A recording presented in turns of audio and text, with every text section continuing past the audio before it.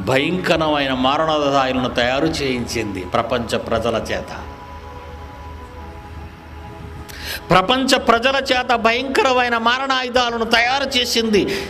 చచ్చిపో, చంపేయ్.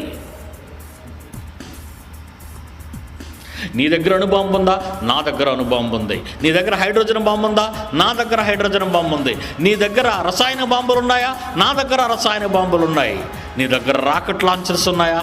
నా దగ్గర రాకెట్ లాంచర్స్ ఉన్నాయి. నీ దగ్గర ఖండాంతర క్షిపణులు ఉన్నాయా? నా దగ్గర ఖండాంతర క్షిపణులు ఉన్నాయి. ఈ మనుషులందరినీ ఒకడినొకడు చంపుకునేటట్టు ఇలా చంపేసుకుంటూ వాళ్ళు ఏమంటారో తెలుసా? భగవంతుడికి సేవ చేస్తున్నామని వాళ్ళ నోట పలికిస్తాను.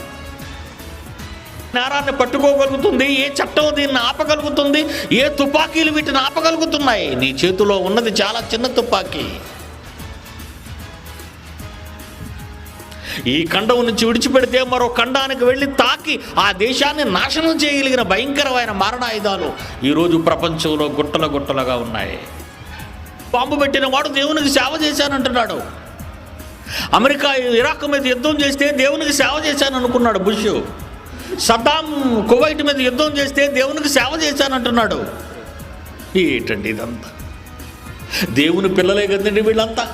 యావత్తు భూమి మీద కాపురం ఉండుటకు ఒక మనుషుని ద్వారానే కదండి ఇన్ని కోట్ల మంది ప్రజలను ఆయన కన్న తండ్రి పుట్టించాడు. పుట్టిన దేవుని పిల్లలైన వాళ్ళంతా ఎలా అయిపోయారేంటండి? ఎవరి వలన? ఎందుకు?